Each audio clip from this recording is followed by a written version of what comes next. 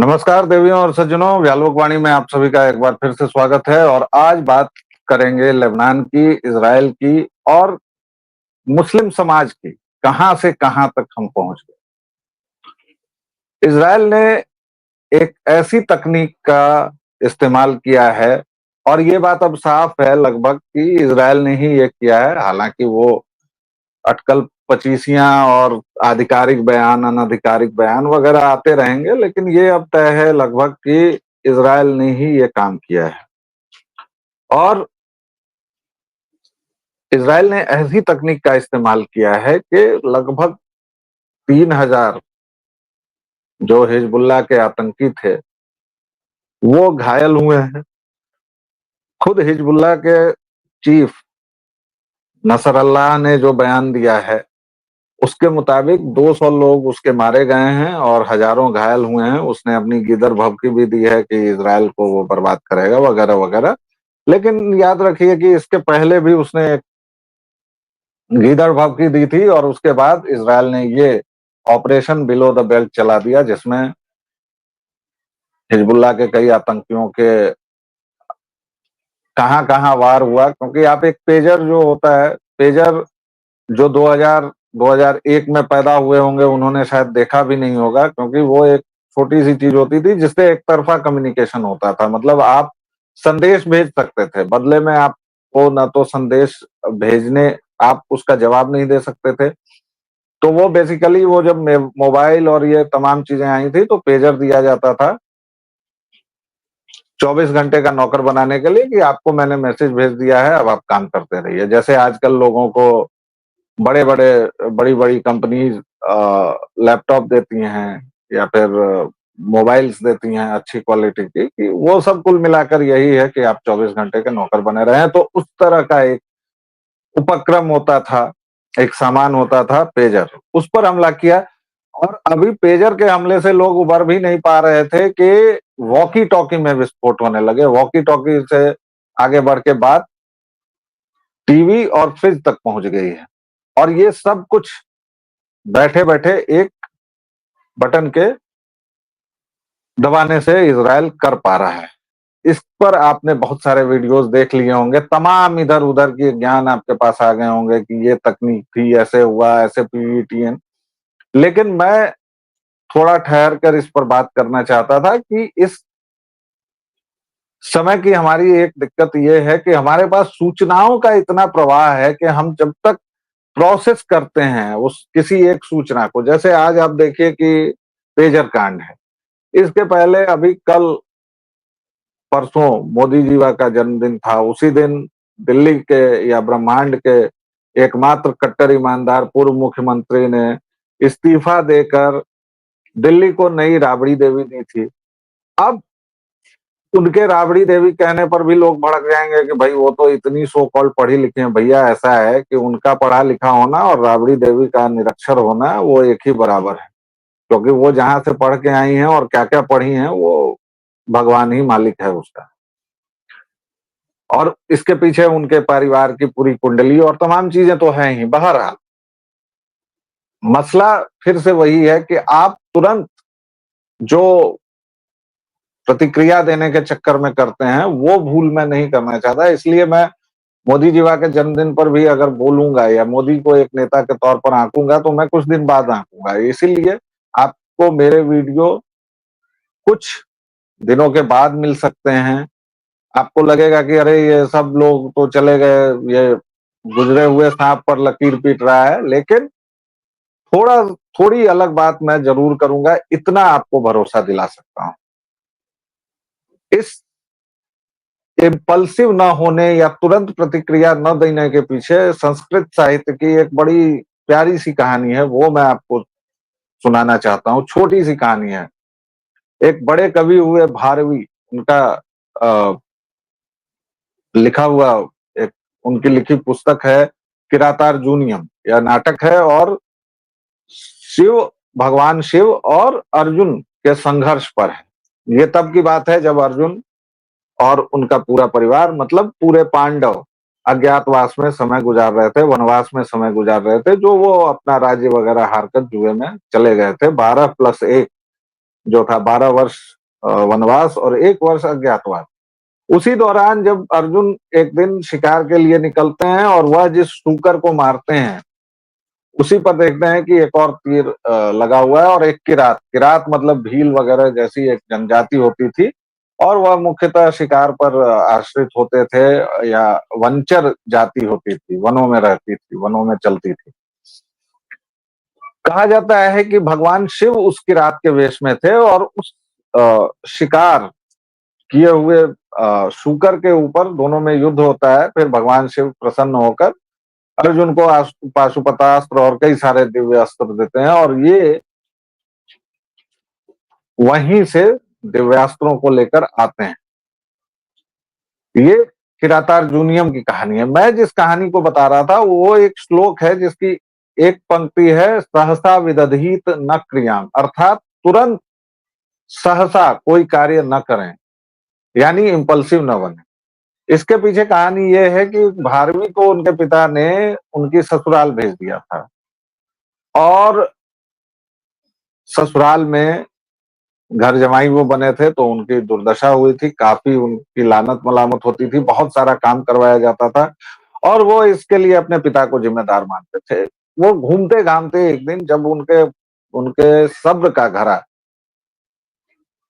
उनके धैर्य का घड़ा जब भर गया तो उन्होंने अपने घर की ओर रुख किया और उन्होंने सोच लिया था कि आज वो अपने पिता के साथ कुछ कर बैठेंगे, हत्या तक की उन्होंने सोच रखी थी। लेकिन जब वो अपने घर पहुंचते हैं तो दरवाजे पर ही उनको माँ बाप की आवाज सुनाई देती है। पिता उनके माँ से बात कर रहे थे और उसमें वो भारवी की बहुत अधिक तारीफ कर रहे थे कि यही बेटा है जो मेरी विरासत संभालेगा, जो सच्चा मेरे नाम को आगे बढ़ाएगा और इस तरह की बातें जो कोई भी बाप करता है अपने बेटे के बारे में। और भारवी ये सब सुन के और उनके पैरों पर गिरते हैं और उसके बाद पिता उनको माफ करते हैं। वहीं ये श्लोक बना था, सहसा विदधीत न क्रिया। तो इस क्षणजीवी ट्विटर जीवी समय में हम तत्काल बोलने के इतने इच्छुक हैं कि हमें समझ में नहीं आता है कि हम जब तक प्रोसेस हमारे दिमाग के भीतर एक सूचना जब तक प्रोसेस होती है तब तक हम 25 और सूचनाएं उसको दे देते हैं। तो सुपर कंप्यूटर की भी एक कैपेसिटी होती है और मानवीय सुपर कंप्यूटर जो है वह सुपर कंप्यूटर को मात दे सकता है और ये गैरी कास्परोव से लेकर कई खिलाड़ियों ने दिखाया, वो दे सकता है। लेकिन मानव में इमोशंस हैं जो उसको मशीनों से अलग करते हैं और इस पर कई फिल्में बन चुकी हैं। ये जो इमोशनल कॉर्ड है यही मानव को बहुत कुछ बनाता है, शायर भी बनाता है, लेखक भी बनाता है, इंजीनियर भी बनाता है, वैज्ञानिक भी बनाता है और आतंकवादी भी बनाता है। आतंकवादी से हिजबुल्लाह के आतंकियों तक हम पहुंचते हैं। लेकिन उसके साथ एक खास बात गौर करने की है कि मुसलमानों को यह सोचना चाहिए कि वो कहां से कहां तक पहुंचे हैं। हमने देखा all eyes on Rafah, all eyes on Gaza और वहां से आप पहुंच गए कहां? All eyes on balls. Balls का मतलब तो समझते हैं ना आप। ये भी हमारे समय का एक बड़ा विचित्र पहलू है कि हम इतने आदी हो गए हैं चीजों को। जब पहली बार टीवी के जरिए युद्ध हमने लाइव देखा था और वो 1990-91 की ही बात है भारत में, जब खाड़ी युद्ध हुआ था और हमने देखा कि सीधे युद्ध हमारे ड्राइंग रूम में है और हम लोग सोफा पर बैठ के और समोसे और चाय के साथ युद्ध का मजा लेने लगे। उसके बाद तो खैर टिकरिट में न जाने कितना पानी बहा, नील में कितना बहा, यमुना गंगा में कितना नाला बहा, सीवर बहा, ये सब एक अलग बात है। लेकिन मुख्यतः मुसलमानों के साथ क्या हुआ और क्या हो रहा है ये सोचना चाहिए। कल एक बड़ी मीटिंग हुई, उसमें कहा गया कि हिंदू विरोधी दंगों में जो शर्जील और खालिद हैं उनके साथ बड़ा अत्याचार हो रहा है चूंकि वो मुसलमान है। हमारे यहाँ की एक पूर्व अभिनेत्री और अब फिलहाल घर पर बैठी हुई हैं, वो स्वरा भास्कर ने बहुत कुछ कहा। एक सो कॉल्ड कॉमेडियन है कुणाल कामरा, उसने भी बहुत कुछ कहा। आप देखिए कि जल्दबाजी के चक्कर में क्या होता है कि स्वरा भास्कर इस देश की ओपिनियन मेकर हैं, कुणाल कामरा है, वो कुणाल कामरा जो कहता है, उसके तर्क की सीमा देखिए कि वो कहता है कि जन्माष्टमी में मैंने अपने कई मुसलमान दोस्तों को देखा है कि वो अपने बच्चों को कृष्ण बनाते हैं, लेकिन मैंने कभी नहीं देखा कि कोई हिंदू बकरीद पर अपने बच्चे को बकरा बनाए। ये उसका बोला हुआ है, ये मैं बना के नहीं बोल रहा हूं, ये उसका बोला हुआ है। तो जिस व्यक्ति का तर्क ऐसा है, जिसकी सोच ऐसी है, वो व्यक्ति हमारे यहाँ का ओपिनियन मेकर है। स्वरा भास्कर कह रही हैं कि वह क्योंकि हिंदू हैं इसलिए उनके साथ कुछ नहीं हुआ, अगर वह हिंदू नहीं रहती तो उनके साथ बहुत कुछ होता। स्वरा भास्कर को ये याद रखना चाहिए कि अगर वो चिकन नेक को तोड़कर और वो पूरा बनाएंगी एक योजना, तो वो भी जाएंगी। और स्वरा भास्कर को यह भी याद रखना चाहिए कि एक पारिवारिक पृष्ठभूमि भी होती है, वो सिमी के किसी आतंकी उनका बाप नहीं है। उनका बाप नौसेना का एक सम्मानित ऑफिसर रहा है, विशेषज्ञ रहा है। और इतना ही नहीं, स्वरा भास्कर को ये याद रखना चाहिए कि जब याकूब के लिए 2 बजे दरवाजे खुले थे, तब भी यही न्यायालय था, यही प्रोसेस था, यही प्रक्रिया थी। और जब दिल्ली विरोधी दंगों में इन लोगों को अंदर किया गया है, तो भी यही था। उसी मामले से कन्हैया बाहर आ गया, क्योंकि उसके खिलाफ सबूत नहीं होंगे या सबूत नहीं थे। अब आप कहें कि कन्हैया को नेता बनाना था, तो उस वक्त तो कन्हैया के साथ आप लोग भी खड़े थे। तो ये स्वरा हो या जो भी हो, तो इन लोगों की जो पूरी एक पद्धति है सोचने की, ये पता नहीं चलता है कि ये लोग क्या खा के बड़े हुए हैं। बहरहाल अब तो खैर इनके गिरोह की सबसे बड़ी सदस्य जो हैं आतिशी, वो दिल्ली की मुख्यमंत्री ही हो गई हैं। तो फिर ये शहरी नक्सल क्या क्या कर सकते हैं वो एक अलग मुद्दा है, वह एक दूसरे वीडियो का विषय है। यहाँ जो मैं बात कर रहा हूं वो मुसलमानों की, कि देखिए आप all eyes on Gaza, all eyes on Rafah से आप कहां पहुंच गए हैं, ऑल आइज ऑन बॉल्स, ये क्या मतलब है? और इसके बाद आप अभी भी नहीं समझ रहे हैं, आपको अभी भी समझ में नहीं आ रहा है। आप हर एक तीसरे दिन इस्लामोफोबिया का ट्रेंड चला देते हैं, आप हर एक तीसरे दिन कोई फोटो कहीं से निकाल लेंगे, कहेंगे कि ये हो रहा है। कर्नाटक हाई कोर्ट के जज ने बाकायदा अपनी सुनवाई के दौरान ये कहा है, अभी कल परसों आप देख सकते हैं, वो सोशल मीडिया पर वीडियो तैर रहा है। उन्होंने कहा है एक इलाके का नाम लेकर कि बेंगलुरु में आप गौरीमंगला से लेकर फलाने इलाके तक अगर जाएंगे तो वहां आप नहीं घुस सकते, सारे अवैध काम होते हैं, क्योंकि वह मिनी पाकिस्तान है। ये शब्द उन्होंने कहा है। और वैसे भी आप याद रखिए कि आप किसी भी मुस्लिम घेटों में अगर जाते हैं किसी भी, तो आपके बाइक की या कार की रफ्तार खुद ब खुद कम हो जाती है। क्यों कम हो जाती है? वो एक अलग मुद्दा है कि आप कानून को मानते हैं या जो कुछ भी। सबसे पहले तो वहां तक पहुंचने की जो गलियां वगैरह होंगी वो इतनी पेचीदा होती हैं, जो गालिब चचा बोल गए कि बल्ली मारान की गलीरों की सी वो गलियां, जिसको गुलजार ने लिखा था। तो वो एक तो किसी भी मुस्लिम घेटों में आप बहुत आसानी से प्रवेश का रास्ता नहीं पाएंगे या निकास का, वो गलियों की एक भूल भुलैया होती है। दूसरे वही नाली, वही सब कुछ। और ये मत कहिएगा कि सरकार उनके साथ भेदभाव करती है। एकदम पिच सड़क, एकदम जो ढाल दी गई है सड़क, उसके बाद वहां क्या हाल होता है ये हमारा देखा हुआ है, और आप लोगों का भी देखा होगा अगर आप आंख खोलकर उन इलाकों में जाएंगे। और इसीलिए ये पूरा मसला जो है वो केवल और केवल एक माइंडसेट का है। आप रजाकार ओवैसी आज आते हैं और कहते हैं कि वन नेशन वन इलेक्शन से इस देश के कॉन्स्टिट्यूशन को खतरा है। तो क्या 1970 तक इस देश में कॉन्स्टिट्यूशन खतरे में था जब होता रहा? आपको विरोध करना है आप कीजिए, लेकिन आप वक्त के माफिया को सपोर्ट कर रहे हैं। आपके यहाँ जो पसमानदा है भाई, भारत का हर एक हिंदू कन्वर्टेड हिंदू, भारत का हर एक कन्वर्टेड हिंदू ही तो मुसलमान है ना। यहाँ कोई अरब से तो आए नहीं थे। और आप लोगों ने, कुछ लोगों ने कोशिश भी की कि भाई डीएनए पता चल जाए तो हम सीधे वहां से अपने आप को ताल्लुक कर लें। आपको सऊदी तो अपमानजनक शब्दों में बुलाता है। और पूरे यूरोप में ये हाल है कि अगर किसी ब्राउन व्यक्ति ने कोई हाल किया तो वो पाकी कहलाएगा। और यहाँ तक कि पाकिस्तान और बांग्लादेश के लोग अपने इस पर भारत का झंडा लगा के और शांति से रहते हैं। ये हाल आप लोगों ने कर रखा है। आप खुद पर क्यों नहीं कभी सोचते हैं? क्यों आपका सो कॉल्ड ये जो जमीर है वो यही जागता है?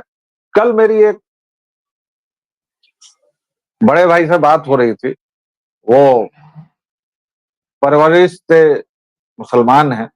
उन्होंने एक बड़ी अच्छी बात कही कि भारत का मुसलमान 3 तबके में बटा हुआ है। एक है देवबंदी जो सऊदी अरब से चलता है, एक बरेलवी है जो तुर्की से चलता है, और बाकी शिया हैं जो ईरान से चलते हैं। लेकिन भारत से चलने वाले मुसलमान बहुत कम है। ये क्यों है भाई? ईरान में कोई मर गया, गजा में कोई मर गया, आप उसके लिए सड़कों पर उतर जाएंगे, आप मुंबई के आजाद मैदान में कर देंगे। लेकिन भारत में, कश्मीर में हमारी सेना का कोई कर्नल अगर बलिदान देता है तो आप चुप हो जाते हैं।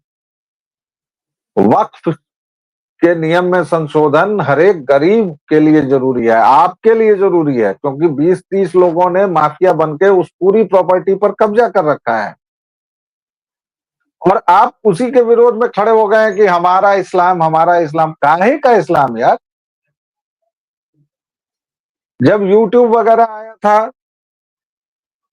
डिजिटलाइजेशन हो रहा था, जब आधार हो रहा था, जब फोटो आईडी बन रहे थे, फोटो आईडी के वक्त भाई आप लोगों ने विरोध किया था कि ये इस्लाम के खिलाफ है फोटो खींचना। कहाँ मतलब? और आज तुम्हारे हर एक मुल्ले का अपना यूट्यूब चैनल है। आज इस्लाम खतरे में नहीं आ रहा है। और सबसे बड़ी ताकत इन मुल्लों को कौन देता है? जो कुछ भी अनाप शनाप बकते रहते हैं, कभी 4 शादियों को लेके, कभी हूरों को लेके, 130 फीट की हूर है तो वो नदी बहती है और तुम यार उसमें फंसे हुए हो। इजराइल का ये हमला भारतीय कन्वर्टेड हिंदुओं के सोचने का है। बाकी तो ये हमला किस तरह से और एक अलग वॉरफेयर को जन्म देगा, एक अलग किस्म की चीजें करेगा, वो तो तमाम अलग बात है। लेकिन ये सोचने की बात है